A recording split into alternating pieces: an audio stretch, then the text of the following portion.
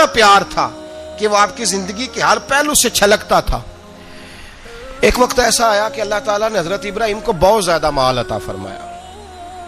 اتنے اونٹ گنے نہیں جاتے, گائیں اتنی زیادہ کہ شمار نہیں ہوتی, بکرے بکریاں اتنی زیادہ کہ شمار, بہت زیادہ مال اللہ نے عطا فرمایا. اور ابھی کچھ عرصہ پہلے آپ پیچھے جائیں نا تو جو لفظ مال تھا وہ روپے پہ تو بولا ہی نہیں جاتا تھا, وہ جانوروں پہ بولا جاتا تھا. بہت زیادہ مال اللہ نے دیا, بکریاں, گائیں, اونٹ, بیل, بڑا کچھ. تو رب کریم نے فرشتوں سے فرمایا کہ واتخذ اللہ ابراہیم خلیلا, ابراہیم میرا دوست ہے. تو فرشتے کہنے لگے یا اللہ جسے اتنا کچھ دیا جائے اس نے دوست تو بننا ہی ہوتا ہے, تو نوازا ہی بڑا ہے, اتنا مال, اتنے کھیت کھلیان, اتنا کچھ. اللہ کریم نے فرمایا جاؤ آزمائش کر لو, امتحان لے لو. فرشتہ امتحان لینے پہنچ گیا. حضرت ابراہیم کے جانور چر رہے ہیں چراگاہ میں, حضرت ابراہیم بھی ہیں, غلام بھی ہیں, بہت بڑا ریوڑ ہے.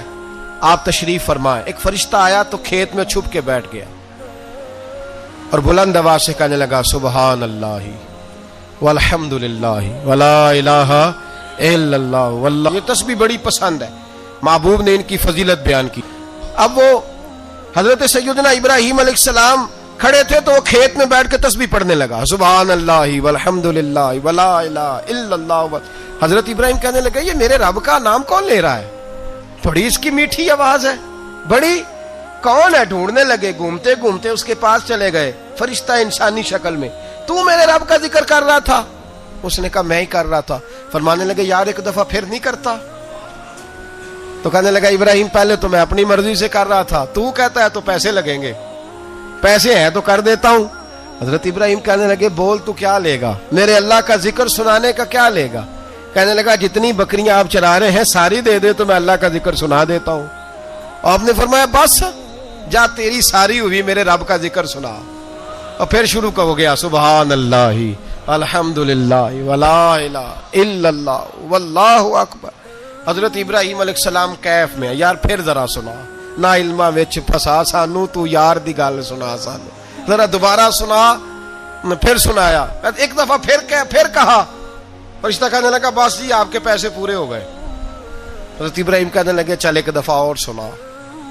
کہنے لگا پیسے لگیں گے, تو کیا لے گا؟ کہنے لگا گائیں بھینسیں ساری میری. فرمایا بس یار اتنی قیمت, تو سنا صحیح, سارا کچھ ہی تیرا. پھر شروع ہو گیا سبحان اللہ والحمدللہ ولا الہ الا اللہ واللہ اکبر. گائیں دے دیں, بھینسیں دے دیں, وہ ذکر سناتا ہے. حضرت ابراہیم کبھی مچلتے ہیں, کبھی روتے ہیں, کبھی آہیں بھرتے ہیں. تو میرے رب کا نام لے رہا ہے, ذرا پھر سے لے. کیف جاری ہے. کہنے لگا بس بھائی. حضرت ابراہیم فرمانے لگے تو اور لے لے جو لینا ہے, مجھے ذکر سنا.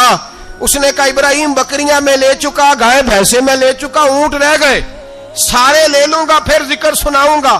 فرمایا جا تیرا ہوا تو ذکر سناتا رہ, میں دیتا ہوں. دے دیا, کچھ دیر ذکر کیا تو اب خاموش ہو گیا. حضرت ابراہیم خلیل اللہ علیہ السلام فرمانے لگے ذکر سنا. کہنے لگا ابراہیم اب تیرے پاس دینے کو کیا ہے, ہر چیز تو میں لے چکا. آپ فرمانے لگے یہ گائے بھینسیں بکریاں چرانے کے لیے تجھے کوئی نوکر ملازم بھی تو چاہیے نا.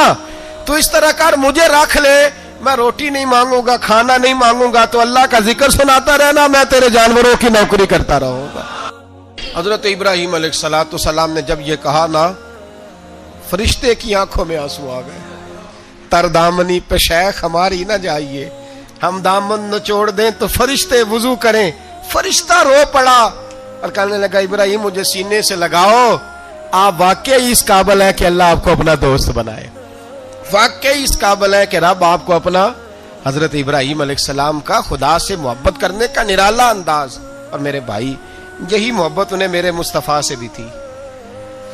ایک نبی گھر بنا رہا ہے, دوسرا بنوا رہا ہے. حضرت اسماعیل علیہ السلام پتھر اٹھا کے لا رہے ہیں, جناب ابراہیم بنا رہے ہیں. جب خانہ کعبہ بن گیا تو کہنے لگے ربنا وابعث فیہم رسولا, اے اللہ اب اسے بسانے کے لیے اپنا آخری رسول بھی عطا فرما. نبی پاک فرماتے ہیں میں دعا ہوں حضرت ابراہیم کی. یہ قربانی حضرت ابراہیم کا طریقہ ہے. حضور نے اگرچہ نبی پاک کی اپنی سنت تھی, یہ بھی کہہ سکتے تھے سنتی و سنت ابیکم ابراہیم, میری سنت ہے اور تمہارے باپ ابراہیم کی سنت ہے. یہ نہیں فرمایا. جب صحابہ نے کہا قربانی کیا ہے, فرمایا سنت ابیکم ابراہیم, یہ تمہارے باپ ابراہیم کی سنت ہے. ہر صاحب نصاب پر قربانی واجب ہے.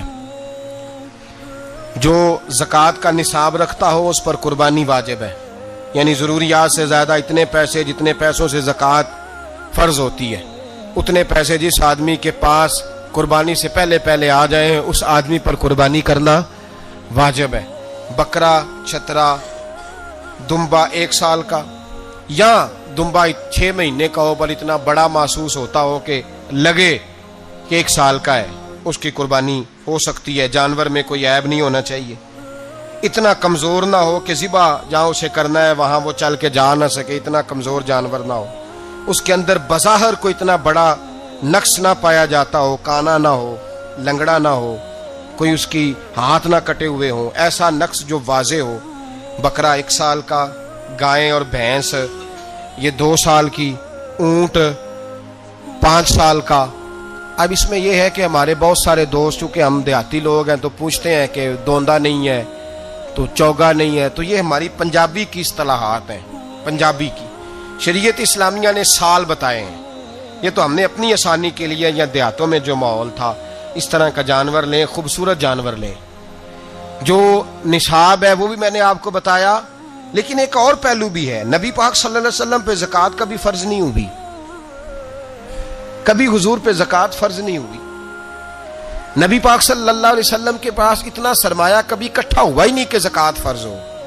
لیکن نبی پاک کے صحابہ فرماتے ہیں کہ مدینے کے 10 سالوں میں اللہ کے رسول نے ہر سال قربانی فرمائی ہے، ہر سال قربانی دی. اور جس سال حضور حج کرنے گئے اس سال اللہ کے نبی نے 63 اونٹ ذبح فرمائے. اور حضور صلی اللہ علیہ وسلم جب اونٹ ذبح کرنے لگتے نا تو صحابہ کہتے ہیں اونٹ خود دوڑ کے حضور کے سامنے آ کے لیٹ جاتا اور نبی پاک اسے ذبح کرتے اور فرماتے ہیں ایک دوسرے کو دھکے دیتے اونٹ کے، پہلے میں نے جانا ہے ذبح ہونے کے لیے، پہلے میں نے. انہیں پتا تھا کہ جو مصطفیٰ کے ہاتھوں ذبح ہوگا وہ تو دائمی زندگی پا جائے گا، یہاں بھی وہاں بھی زندہ. 63 اونٹ ذبح کیے. ایک اونٹ میں کتنی قربانیاں ہوتی ہیں؟ 7. اب 63 کو 7 سے ضرب دو گے تو کتنی بنے گی؟ اور پھر نبی پاک صلی اللہ علیہ وسلم نے 10 سال مدینہ منورہ میں قربانی دی، ہر سال. اب وہ 63 اونٹ، ایک اونٹ میں 7 قربانیاں، ہر سال یہاں قربانی. اور مولا علی شیر خدا فرماتے ہیں نبی پاک 2 قربانیاں دیتے. میں نے کہا حضور 2 جانور ذبح کر رہے ہیں آپ، تو حضور نے فرمایا ایک میری طرف سے، ایک میری امت کی طرف سے، غریبوں کی طرف سے. اور حضرت علی کو حضور نے وصیت فرمائی تو 2 دیا کرے گا. یا رسول اللہ صلی اللہ علیہ وسلم میں غلام ہوں، خادم ہوں. حضور نے فرمایا علی ایک تو نے اپنی دینی ہے، ایک میری طرف سے دینی ہے. 2 قربانیاں. مولا علی نے بھی ساری زندگی 2 قربانیاں دی. حضرت علی بھی مال کے نصاب نہیں تھے، اپنا مکان ہی نہیں تھا، کوئی کاروبار نہیں تھا، کئی دن فاقے رہتے تھے، پر قربانیاں کتنی دیتے تھے؟ 2. ہمارے پاس ویسے اگر سسرال میں، میکے میں، کزنوں میں کچھ شادی ہو جائے تو 50-60 ہزار کا خرچہ برابر ہے، وہ پکا ہے. اور قربانی کی باری غریب ہو گئے، سارے غریب ہو گئے، کہتے نہیں یہاں مشکل ہے. او خدا کے بندے، اللہ کے ساتھ تجارت کر، اس کے رستے میں 1 دے گا، رب تجھے 70 گنا اضافہ کے ساتھ عطا فرمائے گا. قربانی مال کے نصاب پہ ہے. کوشش کیا کریں کہ اللہ کے رستے میں جب دینا ہو پھر لیت اللہ سے بچیں، خوبصورت جانور لائیں.